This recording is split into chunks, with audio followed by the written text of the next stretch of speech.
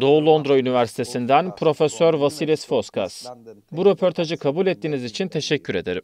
Benim için bir zevk Kerem. Benim için bir zevk. Teşekkür ederim. Vasilis, izleyicilerimizin bilmesi gereken çok önemli bir durum var. Öncelikle Kıbrıs'taki durumla başlamak istiyorum. Türkiye neden Kıbrıs'ta işgalci bir güç olarak kabul ediliyor? Bu gerçeği herkesin anlayabileceği basit bir şekilde açıklayabilir misiniz? Could you please explain this in a simple way so everybody can understand that reality? Yes. The Cyprus issue is a very complicated matter. Evet, Kıbrıs meselesi oldukça karmaşık bir konu ve detaylara girersek çok zor olur. Ama sizin de dediğiniz gibi basitçe ifade etmem gerekirse Türkiye'nin işgalci bir güç olarak görülmesinin iki temel nedeni var. Biri hukuki neden, örneğin bu da tartışmalı bir nokta olsa da Türkiye'nin Kıbrıs'a ilk müdahalesi Cumhurbaşkanı Makarios'a karşı yapılan Yunan darbesine bir tepki olarak hukuki açıdan değerlendirilebilir. Ancak adaya yapılan ikinci ilerleme kesinlikle yasa dışıdır ve Türkiye 17 Ağustos 1974'ten bu yana 2. Atilla hattında bulunarak 1960 Garanti Anlaşması'nı ihlal etmektedir. Bunu uluslararası hukuk açısından tartışabilecek hiçbir hukukçu yoktur. Bu nedenle uluslararası hukuk perspektifinden bakıldığında Türkiye işgalci bir güçtür. Ama aynı zamanda Kıbrıs sorununa dair daha güncel bir anlayış da var. Adanın kuzeyine, yani işgal altındaki bölgeye odaklanırsak oradaki hükümetin meşruiyeti yoktur. It is the position. So therefore, from the point of view of international law, Turkey is an occupying. Kuzeydeki gelişmeleri takip ederseniz çok açık bir şekilde görürsünüz. Mesela artık Kıbrıslı Türkler kendi topraklarında azınlık durumundadır ve kuzeydeki nüfusun çoğunluğunu Türkiye'den gelen yerleşimciler oluşturuyor. Bu durum kuzeyde kurulan rejimin hiçbir şekilde meşru olmadığını gösteriyor. Bu rejimin Türkiye'nin kuklası olduğu dünyanın her hükümetine, Birleşmiş Milletler'e, Avrupa Birliği'ne, Avrupa Komisyonu'na net bir şekilde anlatılmalı. Bu yüzden Türkiye işgalci bir güçtür ve Türkiye, Kıbrıslı Türklere onların istemediği alışkanlıkları, kültürü ve yaşam tarzını dayatıyor. From Turkey. So that provides no legitimacy whatsoever of the regime established in the north, which is clearly to anyone, it should be clear to any government in the world, it should be clear to the United Nations, should be clear to the European Union, to the European Commission. Kıbrıslı Türkler okullarda kadınlara başörtüsü zorunluluğu getirilmesini istemiyor. Bunlar basit gibi görünen meseleler ama Kıbrıslı Türklerin Türkiye'deki rejime göre ne kadar seküler olduklarını gösteriyor. Ayrıca Erdoğan'ın finanse ettiği Yeni Saray gibi meseleler de gösteriyor ki Kuzey tamamen Ankara tarafından kontrol edilen bir rejimdir. Ve bu Kıbrıslı Türklerin istemediği bir durumdur. Geçmişe giderseniz Birleşmiş Milletler'in tüm raporları sürekli şunu vurgulardı. Eğer adadaki Yunanlar ve Türkler kendi başlarına bir çözüm arayabilseler, bir uzlaşıya varacak ve birlikte barış içinde yaşayabileceklerdi. Yani bu bir iki toplumlu çatışma değildir. Bu çatışma başlangıçta adayı bölmek ve yönetmek isteyen İngilizler ve sonrasında ABD tarafından yaratıldı. Ve elbette Türkiye adada Yunanistan'dan daha güçlü olduğu için bu stratejik durumu kendi lehine kullandı, avantaj elde etti ve adada baskın bir güç haline geldi. All reports of the United Nations were underlying that if you leave the Greeks and the Turks on the island to find an agreement, it will be perfectly fine. They will find an agreement and they will live peacefully together. Bu yüzden Türkiye'nin işgalci bir güç olduğunu düşünüyorum. Hem tarihsel hem de siyasal nedenlerle. Kıbrıslı Türkler Türk ordusunu istemiyor. Kıbrıslı Türkler yerleşimcileri istemiyor. Elbette göç anlayışla karşılanabilir. İnsanlar çalışmak için oraya buraya gidebilir. Ama nüfus yapısını zorla değiştirmeye yönelik bir nüfus aktarımı kabul edilemez. I believe why Turkey is an occupying force for these two reasons: historical and political. Turkish Cypriots don't want the Turkish army. Turkish Cypriots don't want the settlers. I understand migration. people can migrate, it's free to go, here, there, to go to work and so. But forceful transfer of population in order to alter the demographics, that's not acceptable. Thank you. Just an extra question, if you can answer that one very shortly, because we have many Kısa bir ek soru. Çünkü çok sorumuz var. Bizzat kendim Avrupa Birliği'nin resmi belgelerinde Türkiye'nin Kıbrıs'ta işgalci güç olarak tanımlandığını gördüm. Bu durum şu anda açıkça belgelerde yazıyor. Ama Avrupa Birliği Türkiye'ye karşı hiçbir adım atmıyor. Sizce bu ne tür bir çifte standarttır? Lütfen çok kısa cevaplayın. Doesn't take any action against Turkey. Correct. What kind of double standard is this, do you think? But very shortly, please, that one very shortly. Correct. Because the European Union is not a state, is not an independent actor. Çünkü Avrupa Birliği bir devlet değildir, bağımsız bir aktör değildir. Avrupa Birliği benim tanımımla bir uluslararası örgüttür. Çok konuşurlar ama harekete geçmezler. İngilizce'de dedikleri gibi, they talk the talk but they don't walk the walk. Yani çok konuşurlar ama hiçbir şey yapmazlar. Eyleme geçme kapasiteleri yoktur. Ayrıca Avrupa Birliği'nin uygulamada özellikle Almanya başta olmak üzere büyük üyeleri Türkiye'yi bir müttefik olarak görür. Örneğin Türkiye Avrupa savunma mimarisine dahil edilmiştir, üye olmamasına rağmen. Bu durum Osmanlı döneminde olduğu gibidir. Avrupa emperyalist güçleri her zaman Türkiye'yi önemli görmüştür, pohpohlamıştır, okşamıştır. Oysa Türkiye, yani Osmanlı İmparatorluğu, sınırları içindeki etnik ve dini grupları bastırmıştır. Ama sonunda Osmanlı'yı bölmeye karar verdiler ki ben bu kararla hemfikir değilim. Ama durum böyle gelişti. Bugün için Türkiye hala Almanya'nın, Fransa'nın, Britanya'nın çıkarlarına hizmet eden güçlü ve başarılı bir aktör olarak görülüyor. Örneğin Türkiye şimdi İngiltere ile birlikte Eurofighter programına giriyor. Tüm bu gelişmeler gösteriyor ki pratikte Türkiye Batı'nın en önemli muhatabıdır. Yani Avrupa Parlamentosu ve Avrupa Komisyonu belgelerinde işgalci güç olarak Türkiye yazabilirler, güzel kelimelerle süsleyebilirler.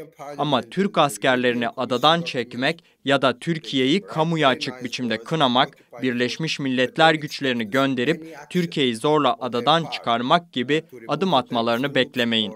Bunları görmeyeceksiniz. Çünkü Avrupa Birliği, yani özür dilerim, Kıbrıs Cumhuriyeti işgal altındaki bölgelere yargı yetkisini uygulayamıyor. Adanın tamamında yasa uygulanamıyor. The Republic of Cyprus cannot exercise jurisdiction in the occupied areas. There's no means of enforcing the acquis communautaire in the entire Ireland.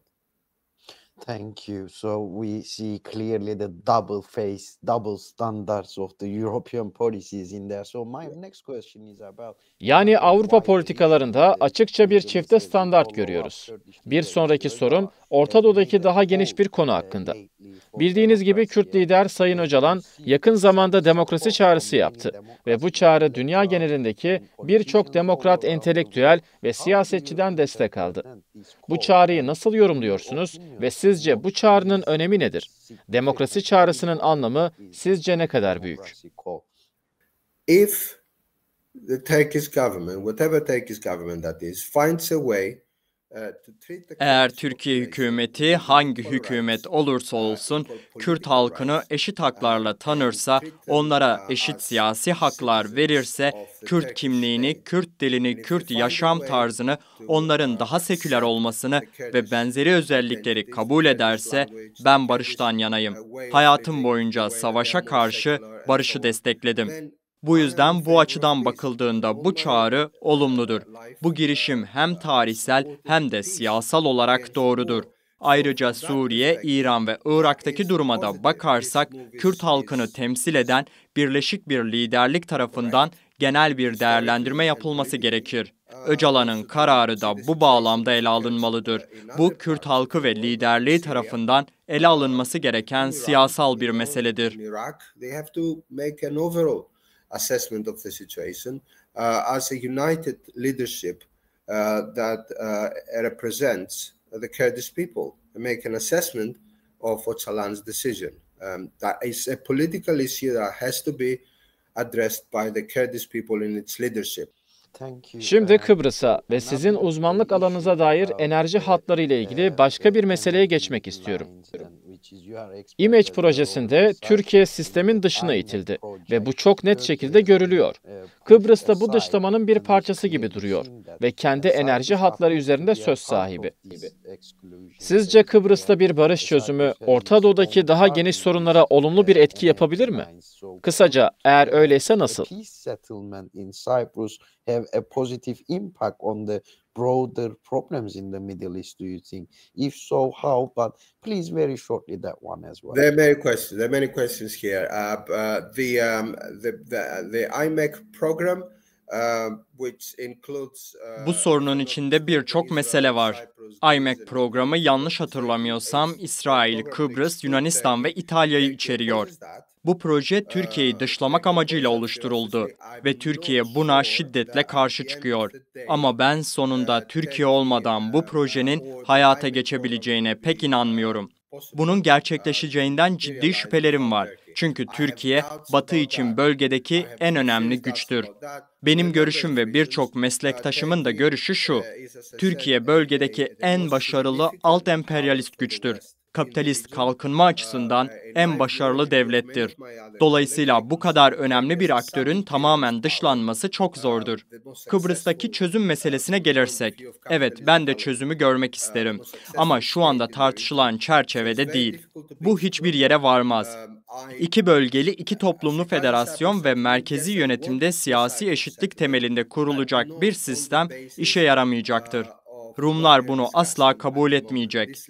Çünkü bu çözüm Türkiye'ye Güney Kıbrıs'ta bir ayak kazandıracaktır ki 2004 Nisan'ında Annan Planı referandumunda Rumlar tarafından reddedildi.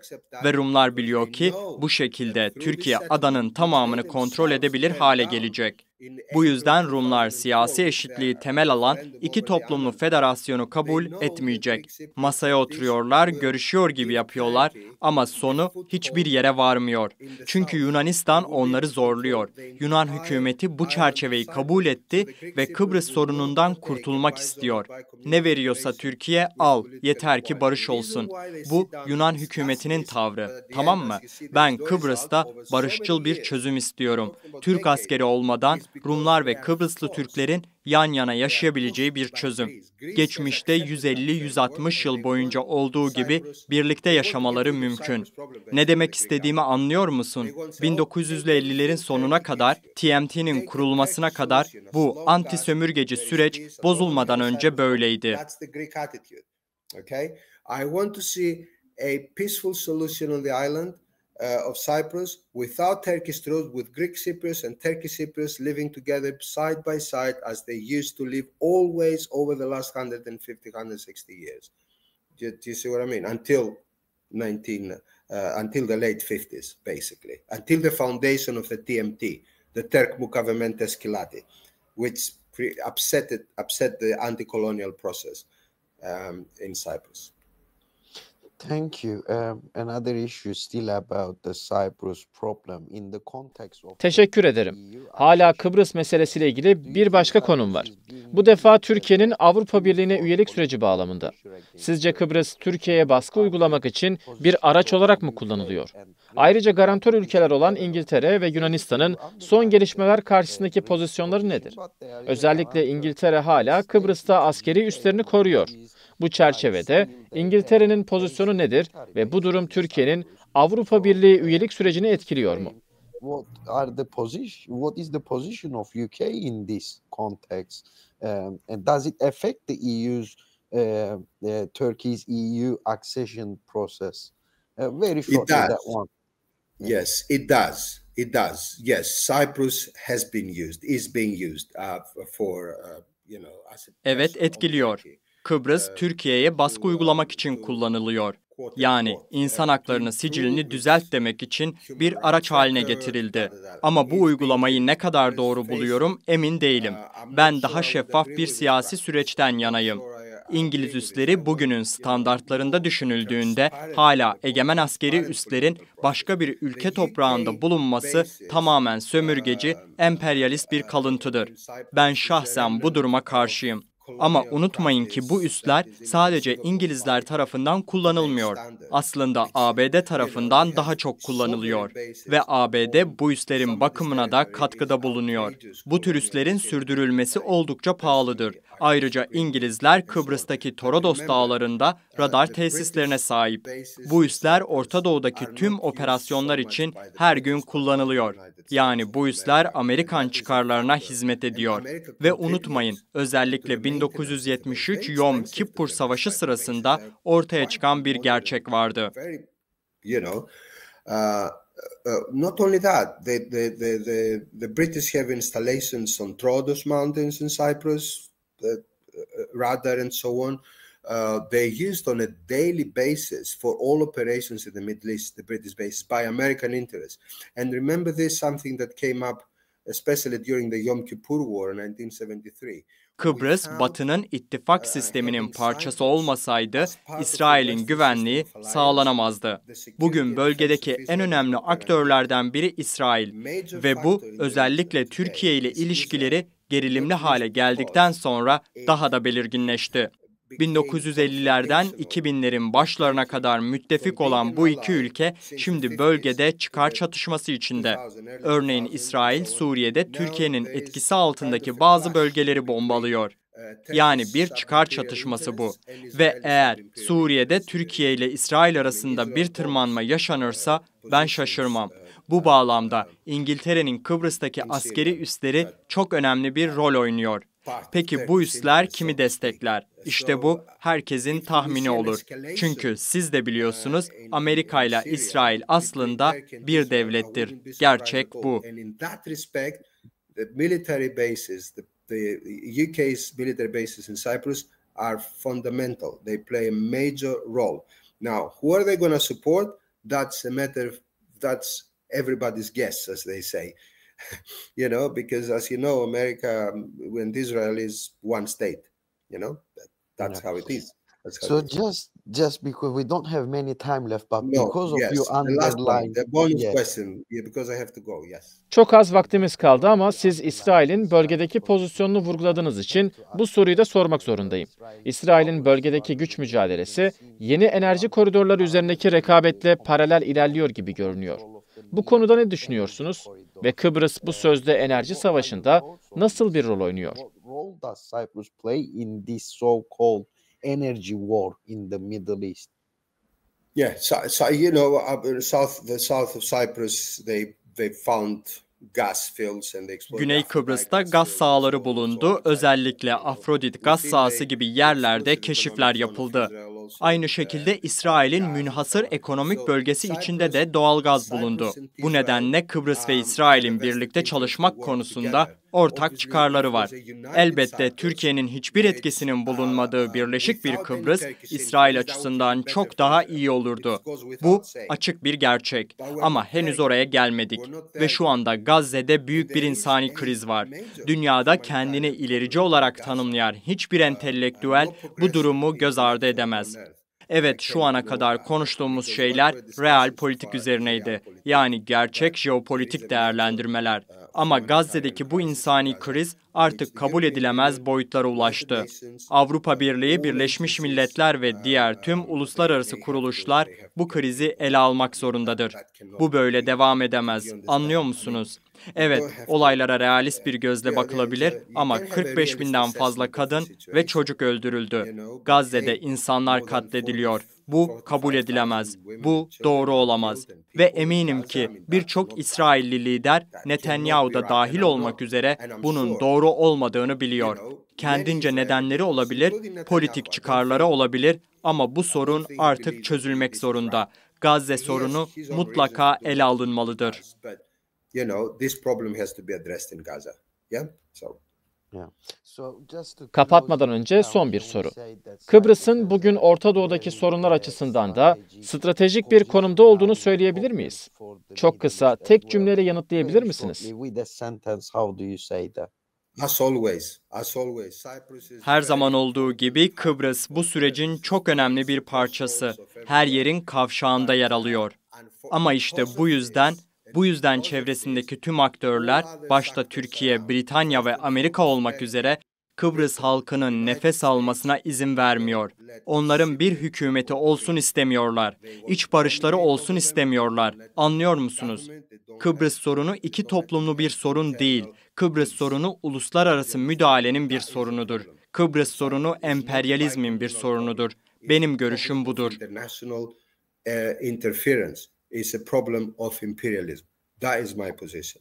Çok teşekkür ederim. Çok önemli konulara ışık tuttunuz. Doğu Londra Üniversitesi'nden Sayın Profesör Vasilis Foskas, yayınımıza katıldığınız ve kıymetli yorumlarınız için çok teşekkür ederiz. Ben teşekkür ederim. Her şey gönlünüzce olsun.